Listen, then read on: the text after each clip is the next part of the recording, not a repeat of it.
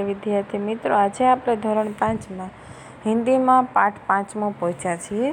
એ ભણવાનો છે. હિન્દીના પાઠ્યપુસ્તકની અંદર આપણે ધોરણ 5ની અંદર હિન્દીના 1 થી 4 પાઠ પૂરા કર્યા અને સ્વાધ્યાય પોથી પણ પૂરી કરી. આપણે પ્રવૃત્તિ છે એ સિલેબસ પૂરો થાય પછી કરાવવાની રહેશે. તો ચાલો આજે હવે આપણે ધોરણ 5ની અંદર હિન્દીમાં પાઠ્યપુસ્તકની અંદર 5મો પાઠ બધા કાઢો અને હું તમને હોમવર્ક આપું છું. એ તમે સારા અક્ષરે તમારા ક્લાસ ટીચરના વોટ્સઅપ નંબર ઉપર સેન્ડ કરજો.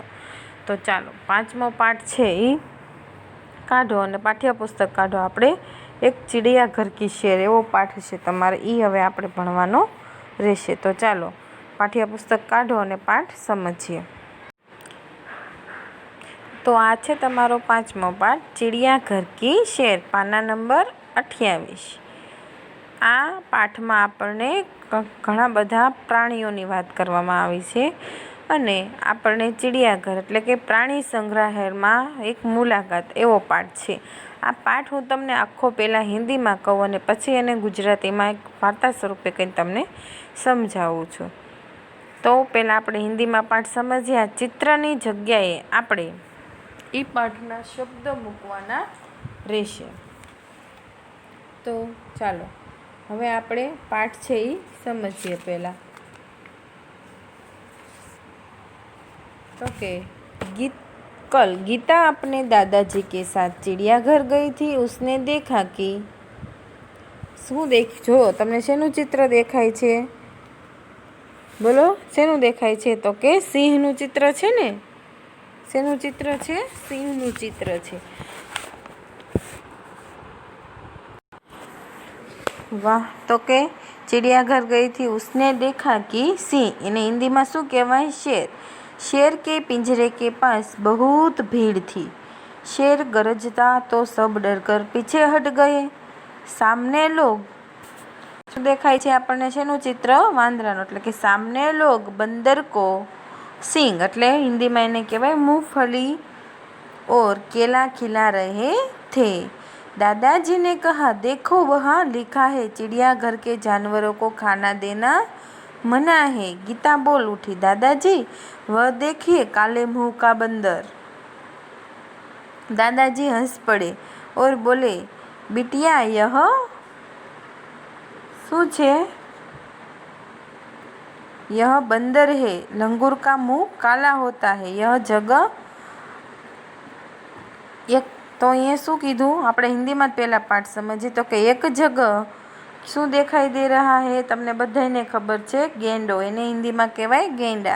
गेंडा दिखाई दिया. उसकी नाक पर बड़ा सा सींग था. साथ वाले बाड़ में लंबी गर्दन वाला जिराफ. શું કહેવાય એને? जिराफ. जिराफ धीरे धीरे टहल रहा था. गीता दादाजी को खींचते हुए आगे ले गई. वहाँ भालू એટલે આપણે હિન્દીમાં એને ગુજરાતીમાં રીંછ કહીએ છીએ ને, भालू 2 पैरों पर खड़ा था. एक तालाब में रंग बेरंगी मछली और बतख तैर रही थी. गीता ने दादाजी को दूसरी ओर इशारा करके दिखाते हुए कहा, दादाजी दादाजी वह देखिए पत्थर चल रहा है. दादाजी उसे समझाते हुए बोले, बिटिया यह कछुआ है. जब उसे डर लगता है तो वह अपनी गर्दन और हाथ पैर अपने खोल में छिपा लेता है. खोल इसका रक्षक है. गीता दौड़ कर आगे गई. एक बड़े तालाब में मगर तैर रहे थे. जैसे ही एक मगर ने मुंह खोला, गीता ने डरकर दादाजी के हाथ पकड़ लिए. कुछ और आगे एक बड़ा सा पिंजरा था. उसमें बहुत सी चिड़िया थी. गीता ने खुशी से ताली बजाई और कहा, वह देखो हरियल तोता. दादाजी ने कहा, हाँ, और उधर देखो वह सफ़ेद वाला विदेशी तोता है. इसे कातुआ कहते हैं. गीता चहकर बोली, दादाजी कुछ चिड़िया तो हमारे घर के पास भी दिखाई देती है. जैसे ये चिड़िया पिछले साल पिकनिक पर हमने बाग में नाचता हुआ मोर એટલે મોરને શું કહેવાય? मोर भी देखा था. मोर ने हिंदी में मोर कहवाय. तो कि मोर देखा था. दादाजी ने गीता को बताया कि सबसे बड़ा पक्षी એને શું કહેવાય? શાહમૃગ આપણે કહીએ ગુજરાતીમાં, તો हिंदी એને शुतुरमुर्ग। तो के सबसे बड़ा पक्षी शुतुरमुर्ग होता है। वह देखो शुतुरमुर्ग पेड़ की छाया में खड़ा है। चिड़ियाघर में हाथी और ऊँट की सवारी भी कर सकते हैं। सामने आइसक्रीम का एक ठेला था। दादाजी ने अपनी लकड़ी टिकाई और गीता के लिए आइसक्रीम खरीदी। अब तक दोनों थक चुके थे। वह चिड़ियाघर के दरवाजे से बाहर आए, बस पकड़ी और अपने घर आ गए। तो આપણે આ આખો પાઠ હિન્દીમાં વાંચ્યો। હવે હું તમને આ પાઠ છે એનું ગુજરાતી કહીને સમજાવું। એ પહેલાં તમને આ બધા ચિત્ર છે એ બધાના નામ તમને આવડતા હોવા જોઈએ।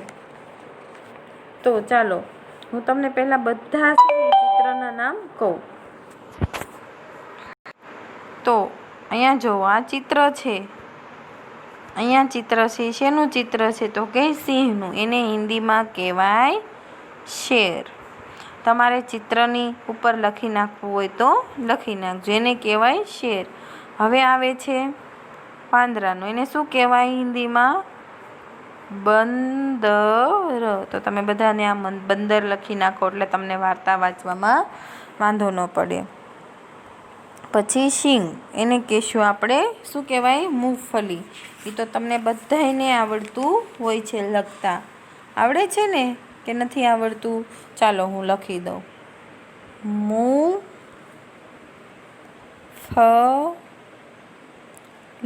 શું લખવાનું? મૂંગફલી। નાના અક્ષરે લખીએ આપણે એટલે સમાઈ જાય। મૂંગફલી। તમારે શીંગના છે એના મૂંગફલી લખી નાખવાનું રહેશે। હવે શેનું ચિત્ર છે? કેળાનું। તો એને હિન્દીમાં શું કહેશું? કેલા। એ લખી નાખો। હવે ચિત્ર શેનું આવે છે? કાલે મુંહવાળા બંદર। ઓલીએ કીધું એને શું કહેવાય? લંગૂર। શું કહેવાય? લંગૂર। જે અહીંયા લખેલું જ છે લંગૂર। લંગૂર કા મુંહ કાલા હોતા હૈ। હવે આવે છે ગેંડા। શું આવે છે? ગેંડા। એને આપણે હિન્દીમાં કહેશું ગેંડા। શું કહેશું હિન્દીમાં? ગેંડા। હવે આવે છે શેનું ચિત્ર છે? હવે આ શું છે? જીરાફ। શું છે? જીરાફ। એને હિન્દીમાં જીરાફ જ કહેવાય। હવે શેનું ચિત્ર આવે છે? જીરાફ પછી જો આને શું કહેવાય? રીંછ। રીંછને હિન્દીમાં કહેવાય ભાલુ। શું કહેવાય? ભાલુ। હવે મછલી। મછલી તો મછલીને તો તમને બધાને આવડે જ છે લખતા, તો એ લખી નાખજો મછલી। પછી છે બતક। બતકને હિન્દીમાં કહેવાય બતખ। શું કહેવાય? બતખ। ફરીવાર લખી દઉં બતખ, ખાલી કની જગ્યાએ ખ। હવે આવે છે કછુઆ। કાચબો। એને હિન્દીમાં કહેવાય કછુઆ। શું કહેવાશે? કછુઆ। પછી આવે છે મગર। શું આવે છે? મગર। એને મગર જ કહેવાય હિન્દીમાં। હવે આવે છે મગર પછી ચીડિયા। શું આવે છે? ચીડિયા। એને આપણે ચકલી બધી છે એને ચીડિયા જ કહેવાય। શું કહેવાય છે? ચીડિયા। તો તમે બધા લખી નાખજો।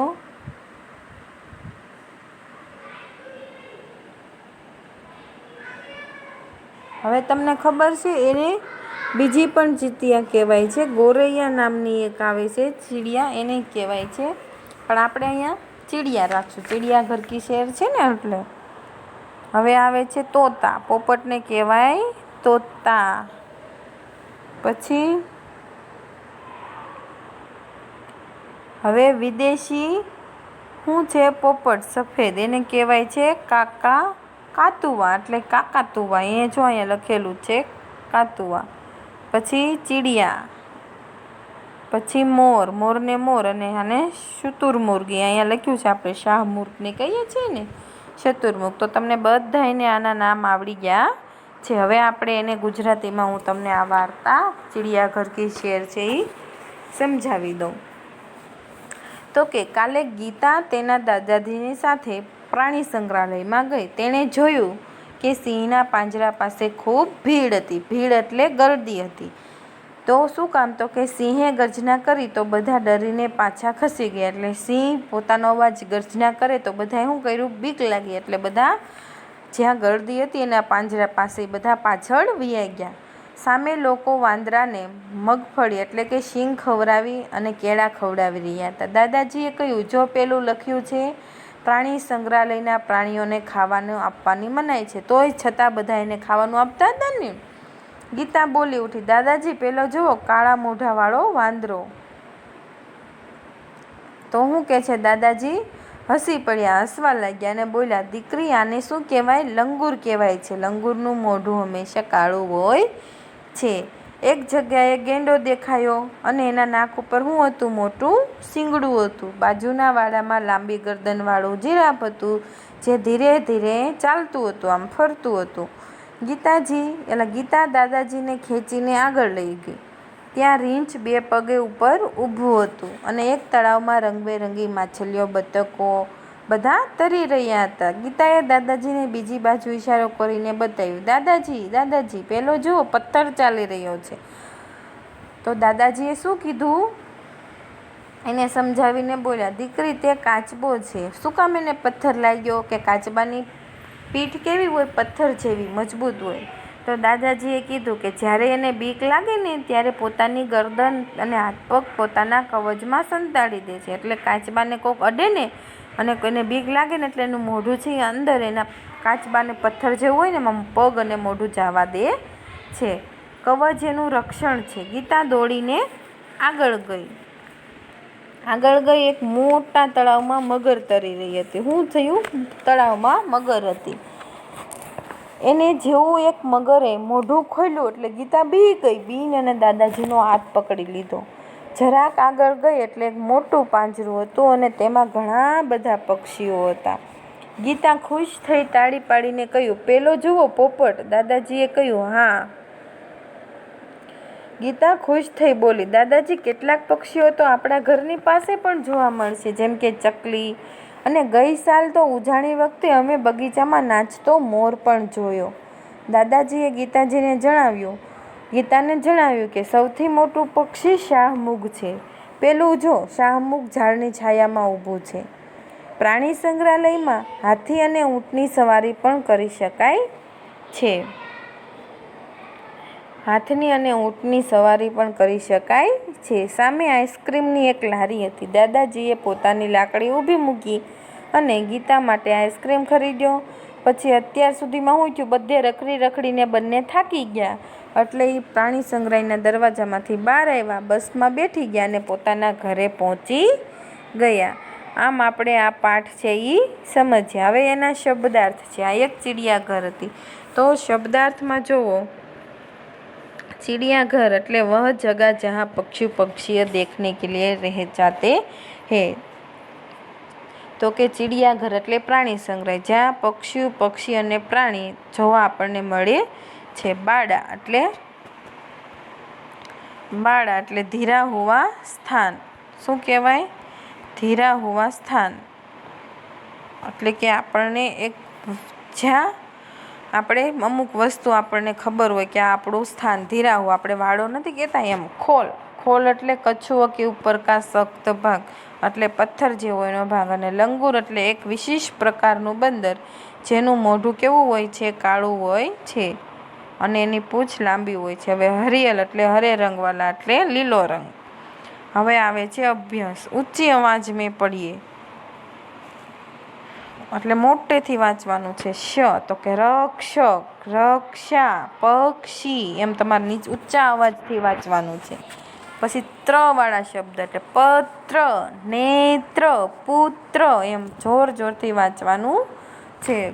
એટલે આજ્ઞા, જ્ઞાન, પ્રજ્ઞા. પછી એટલે શ્રમ, પરિશ્રમ, વિશ્રામ એમ તમારે વાંચવાનું છે. હવે આવે છે મક્ખન. શું આવે છે? મક્ખન. એ તમારે અહીંયા વાંચવાનું છે ને અહીંયા મક્ખન છે એ લખવાનું છે. પછી મક્ખી, પછી મચ્છર, મગરમચ્છ, ચિઠ્ઠી અને ગઠ્ઠર. આ તમારે શબ્દ વાંચવાના છે અને લખવાના પણ છે. તો આપણે પાઠ અહીંયા સુધી રાખીએ અને આગળનો પાઠ છે એ આપણે આ અભ્યાસમાં તમારે હોમવર્કમાં શું લાવવાનું છે, તો હોમવર્કમાં એકવાર આખો પાઠ લખી નાખવાનો અને ચિત્રની જગ્યાએ એના નામ લખી આખો પાઠ હિન્દીમાં લખી નાખવાનો, શબ્દાર્થ અને આટલા અભ્યાસના પહેલો બીજો પ્રશ્ન એકવાર રફ નોટમાં લખી ક્લાસ ટીચરના વોટ્સઅપ નંબર ઉપર શેર કરવાનો, એટલે કે મોકલી દેવાનો રહેશે. સારા અક્ષરે લખજો આ પાઠ અને અહીંયા સુધીનું તમારે લખી નાખવાનું રહેશે. અને આગળ આપણે પ્રશ્ન 2, 3, 4 અને એ આપણે સમજશું. આ બધું આપણે સ્વાધ્યાય પણ કરાવશું પછી સ્વાધ્યાય પોથીમાં પૂરશું. ત્યાં સુધી આપણે અથવા તો હવે આપણે સ્વાધ્યાય પોથીમાં જ પહેલાં પાઠ પૂરી લઈશું અને પછી જો ટાઈમ રહે તો હું તમને આ બધું કરાવીશ. તો ચાલો હવે મળીશું આપણે આવતા લેક્ચરમાં. ત્યાં સુધી આવજો અને આટલું હોમવર્ક તમારે થઈ જવું જોઈએ.